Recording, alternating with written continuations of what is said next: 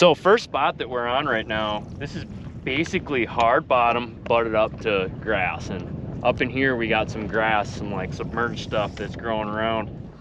Off this point right here is hard bottom. You can see it up at the top of the 360, and she starts to get hard, and a lot of times those bass will be hanging out on there. Sometimes the wind is gonna shift them and make them push out on that hard bottom, and sometimes if the wind's blowing really hard into it, it'll push them into the weeds. It pushes those bait fish, those schools of bait fish into the weeds, and those fish will really get on those weeds good. So we're gonna start off by fishing some of this hard stuff just to see if they're here. I'm throwing a Ned rig right now. So there's a common misconception with the Ned and the Jig Worm. A lot of people just call a Ned rig a Jig Worm, but the difference is like if I'm using a Jig Worm, a lot of times I'm using it to fish like in cover. And so if I get into an area that has a lot of grass or cabbage, coontail, that type of stuff, I'm gonna throw a Jig Worm, and usually a Jig Worm is gonna have a heavier hook. You know, it's gonna have like a 3 or a 4/0 hook, and it's gonna be better situated for like a 5-inch worm of some kind, whether it's a Senko or Z-Man makes a really cool mag fatty worm that's like 6 or 7 inches long. It's really good for that type of application. I'd use that for fishing in vegetation. This is more of like a hard bottom situation. There's not much grass around this area.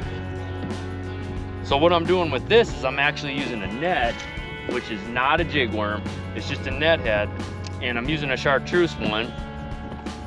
With largemouth, sometimes they seem to bite chartreuse a little bit better, especially up here anyways. They seem to bite chartreuse a little bit better than they bite the green one, so I'm gonna run that. And this is, like I said, I'm not fishing cover, I'm actually just fishing hard bottom. And usually that is like the best situation for a Ned. Now Neds are gonna stand straight up and down. It's not gonna have that spear-headed point on the head. It's gonna be rounder, and you'll be able to roll it a lot easier across bottom. So I'm throwing a 1/8 ounce right now, and I think I might even switch up to a 3/16 here in a second, just so I know that it's getting down on bottom fast enough. An 1/8 ounce takes a while for it to get down there.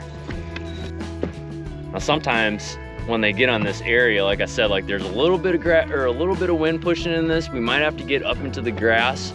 The grass grows off this just a little ways, but most of the time they're just hanging out on this edge.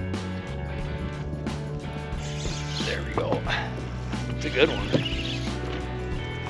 So he bit that pretty good. No, he's not. He bit that pretty good, but he was just hanging out offshore. Not a giant, but whoop.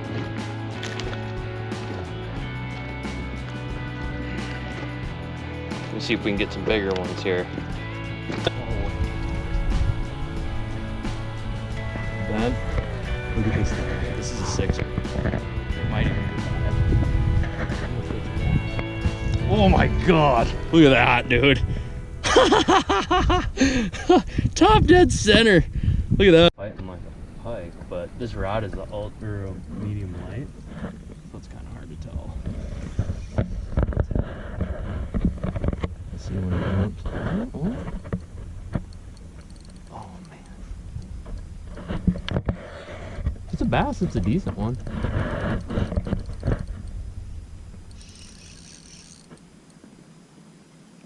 Don't want to tighten my drag. Oh jeez, dude.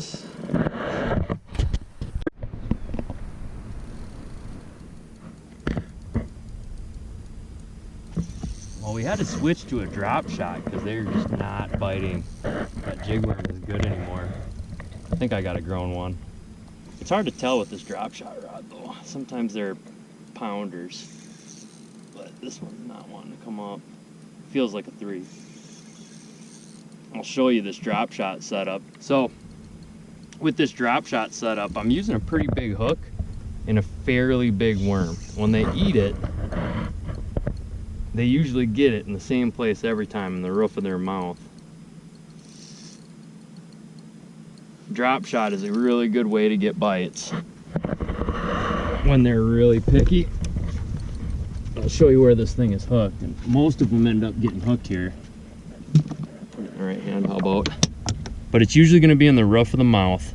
And as you can see, you know, I'm using a pretty big bait. I don't like giving this up. It's kind of a little secret, but this is an owner cover shot HD, and it's a 2-aught. It's not a number 2, or it's not a number 2. It's 2-aught, and then that's like, I don't even know what kind of worm that is, but I like using like an oversized worm. And then I got a little 3/16 ounce weight. But if you notice, put him back. If you notice on this one, look at how long that leader is. That's key for this type of bite. So in clear water, I think that leader needs to be pretty tall, and this is over a foot easily. I don't know, what do you think that is, Ben? Like 20 inches, 22 inches or so. So yeah, it's almost 2 feet damn near. So that's the size of the leader.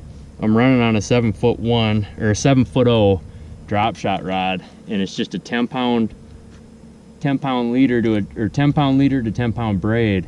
But sometimes this is what it takes to catch them. And like I said, like earlier we got here, we were flipping on them. We were flipping on them and throwing jig worms on them, and they were eating it pretty good. Ben caught a few on a T-rig.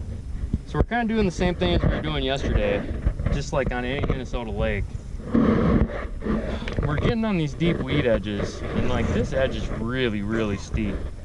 And it seems like, I wouldn't say the steeper it is, the more fish we're finding, but on the edges where the grass seems to be tallest is where it gets good. But it's not always that consistent, and sometimes, you know, you'd like to believe that on every pile that I stop on that's got bait, I'm catching them good, and I'm just not. Like, some areas they're biting and some areas they're not. But really, to me, I think the key is just to really slow down when it gets like this. Is to really just slow down when it gets like this and take your time. And I mean, I just noticed a second ago, I was telling Ben that I seen like 4 under the boat. They were like following us around like smallmouth do. And so I dropped a drop shot like 10 feet in front of me, and I got bit like 20 seconds later. So when it does get tough and it doesn't seem like anything's working, the drop shot's like really good way to get these things to chew.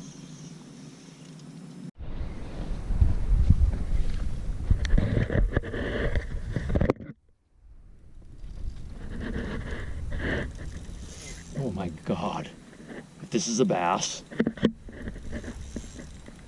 it might be a pike. I can't even get him up, dude. I can't even move this thing.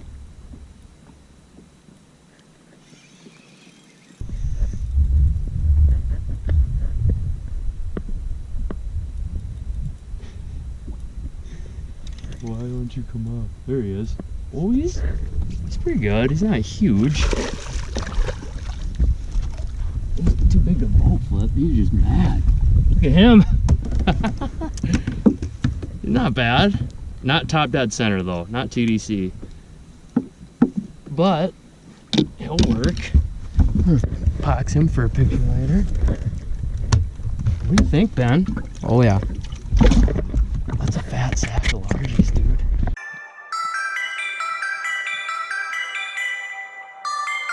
You know, in my mind, when it gets clear out like this, it's calm. The sun's